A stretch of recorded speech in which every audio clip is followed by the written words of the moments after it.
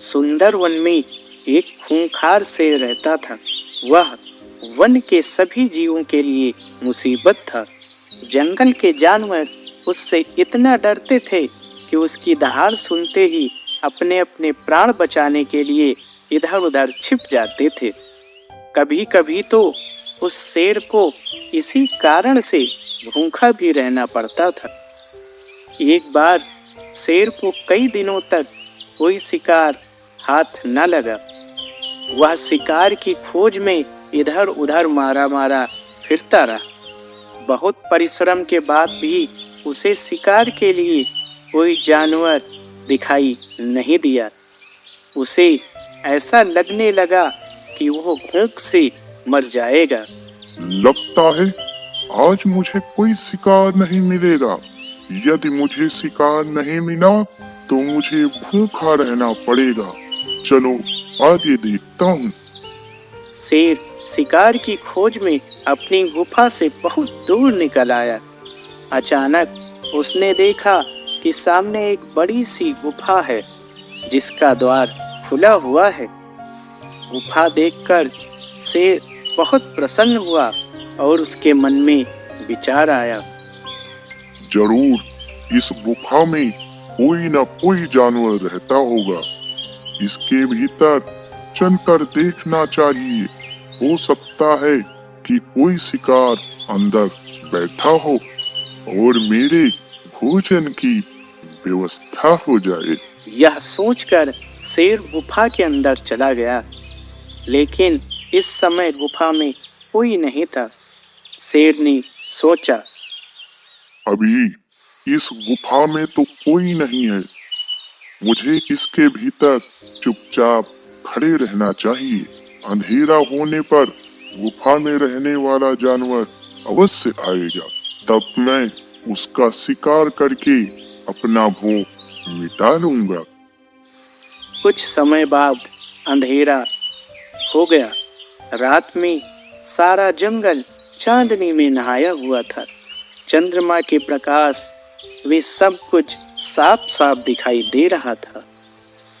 जिस गुफा में शेर घुसा हुआ था वो एक लोमड़ी की गुफा थी।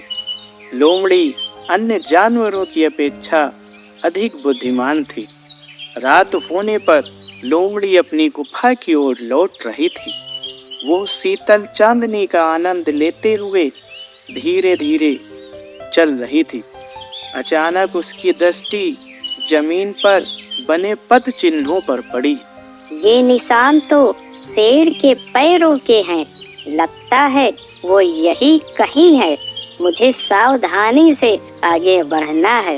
वो आगे की ओर बढ़ी तो उसने देखा कि शेर के पैरों के निशान उसकी गुफा के भीतर गए हैं।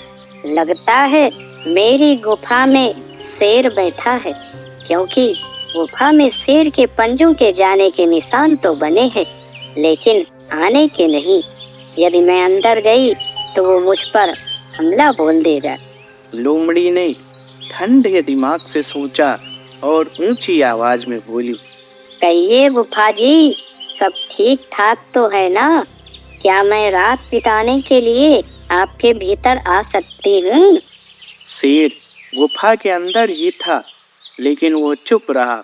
वो लोमड़ी के भीतर आने की प्रतीक्षा करने लगा, लेकिन लोमड़ी ने पुनः गुफा से प्रश्न दोहराया, गुफा, ओ मेरी प्यारी गुफा, आज आप चुप क्यों है? मुझे बताती क्यों नहीं?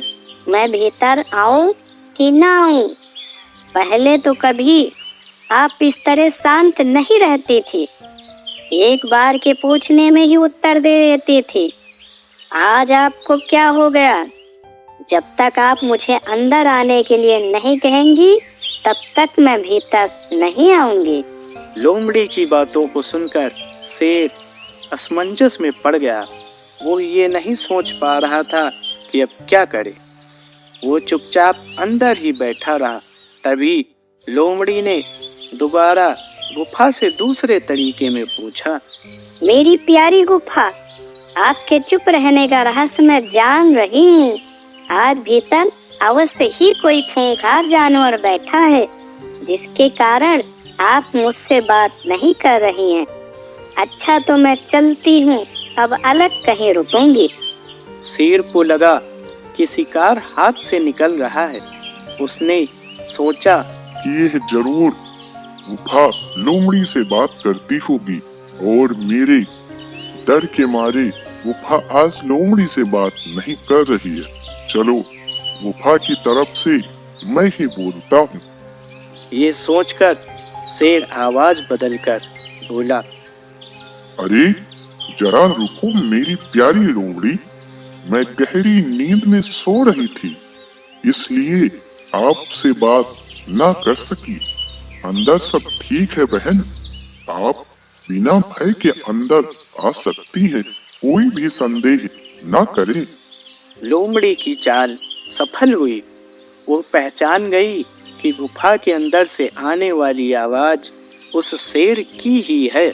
उसे पूरा विश्वास हो गया कि शेर अभी तक गुफा के भीतर ही बैठा हुआ है। और लोमड़ी बोली, जैसे एक शेर कभी घास नहीं खाता, उसी तरह गुफा कभी बोल नहीं सकती हुजूर। आप आराम से रात भर मेरी गुफा में रहें, मैं चलती हूँ। Good night. ये कहकर लोग अपने प्राण बचाने के लिए वहां से बहुत तेज भागी। खूब दूर निकलने के बाद उसे एक गधा मिला। रुको रुको लोमड़ी बहन, इतनी तेज क्यों भागी जा रही हो? क्या बताएं, आज तो मेरी जान पर बनाई थी। थोड़ा सांस ले लो और बताओ क्या हुआ था? अरे आज जब मैं अपनी गुफा की ओर जा रही थी तो रास्ते में शेर के पैरों के निशान दिखाई दिए। अच्छा, तो तुमने क्या किया?